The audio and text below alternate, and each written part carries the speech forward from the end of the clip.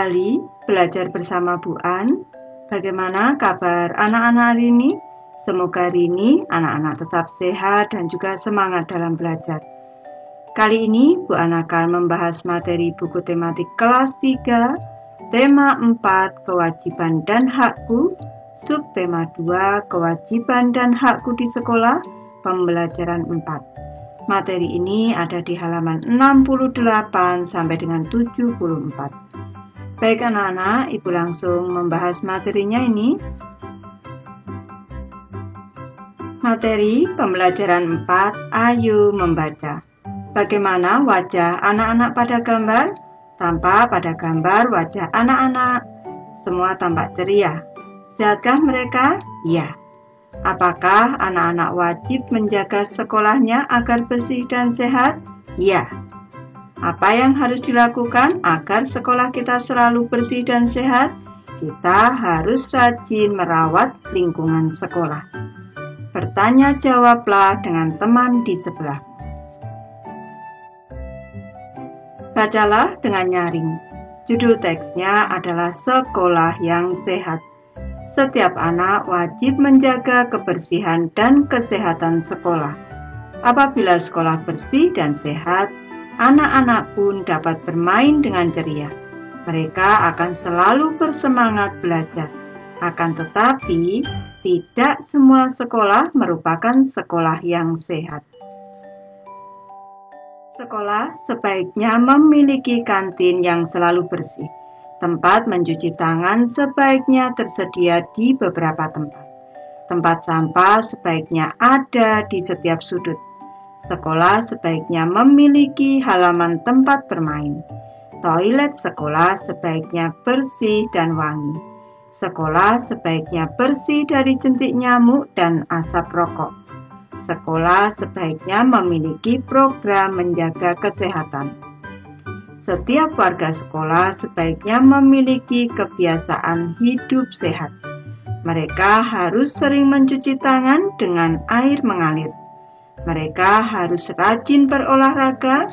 Mereka harus ikut menjaga kebersihan di setiap sudut sekolah. Amatilah teks sekolah yang sehat. Garis bawahi kalimat yang menunjukkan masalah. Garis bawahi juga kalimat saran. Bacalah kalimat tersebut dengan nyaring. Baik, Ibu memberi contoh kalimat yang menunjukkan masalah, yaitu yang Ibu beri garis bawah. Akan tetapi, tidak semua sekolah merupakan sekolah yang sehat. Selanjutnya, Ibu membahas kalimat yang menunjukkan saran, yaitu yang Ibu beri garis bawah semua ini anak-anak. Sekolah sebaiknya memiliki kantin yang selalu bersih. Tempat mencuci tangan sebaiknya tersedia di beberapa tempat. Tempat sampah sebaiknya ada di setiap sudut. Sekolah sebaiknya memiliki halaman tempat bermain. Toilet sekolah sebaiknya bersih dan wangi. Sekolah sebaiknya bersih dari jentik nyamuk dan asap rokok. Sekolah sebaiknya memiliki program menjaga kesehatan. Setiap warga sekolah sebaiknya memiliki kebiasaan hidup sehat. Mereka harus sering mencuci tangan dengan air mengalir. Mereka harus rajin berolahraga. Mereka harus ikut menjaga kebersihan di setiap sudut sekolah. Lanjut ke materi, ayo berdiskusi anak-anak. Aku belajar hidup sehat. Tampak pada gambar di sini Siti dan teman-teman belajar hidup sehat. Di antaranya yaitu menutup bak sampah setelah membuang sampah. Rajin berolahraga, bersekolah di lingkungan yang sehat, membuang sampah sesuai jenisnya. Ini rajin memotong kuku, memakai air bersih di sekolah, dan juga bebas dari asap rokok. Lakukanlah hal-hal berikut secara berkelompok. Yang pertama, amati lingkungan atau kegiatan di sekolah. Yang kedua, pilihlah salah satu bagian sekolah yang menurut kelompokmu belum mencerminkan sekolah sehat. Yang ketiga, tuliskan permasalahannya dan saran-saran kelompokmu. Tulislah di selembar kertas. Yang keempat, pajang hasil diskusi kelompokmu di papan pajangan. Baik, Ibu memberi contoh hasil diskusi kelompok anak-anak. Bagian atau kegiatan yang dilihat adalah tempat sampah di sekitar kantin sekolah. Yang kedua, kondisi saat ini banyak sampah berserakan di sekitar tempat sampah. Yang ketiga, ini kondisi seharusnya semua sampah berada di dalam tempat sampah yang tertutup. Selanjutnya, saran-saran. Yang pertama, sebaiknya semua warga sekolah tertib membuang sampah di tempat sampah sesuai jenisnya. Yang kedua, seharusnya tempat sampah ditutup dengan baik agar tidak dihinggapi lalat. Yang ketiga, jika sampah sudah penuh, seharusnya segera dibuang ke tempat penampungan sampah. Nama anggota kelompok Ibu memberi contoh. 1. Dania, 2. Tiara, 3. Noventa, 4. Dito, yang kelima Rama. Lanjut ke materi Ayo Mengamati anak-anak. Kamu memiliki hak belajar di lingkungan sekolah yang bersih dan sehat. Diskusikan dengan temanmu kewajiban dan hak di lingkungan sekolah yang sehat. Tuliskan hasil diskusimu pada tabel berikut. Baik, Ibu memberi contoh cara mengisi tabel kewajiban dan hak di lingkungan sekolah sehat. Kewajibannya anak-anak yaitu membuang sampah di tempat sampah, melaksanakan tugas piket kelas. Yang ketiga, merawat tanaman yang ada di lingkungan sekolah, menjaga kebersihan toilet sekolah. Selanjutnya, melaksanakan tugas kerja bakti membersihkan lingkungan sekolah. Sekarang haknya, yaitu belajar di ruang kelas yang bersih dan sehat, melaksanakan upacara bendera di lingkungan yang bersih dan nyaman, berolahraga di tempat yang bersih, bermain di taman sekolah yang bersih, dan menggunakan air bersih yang ada di sekolah.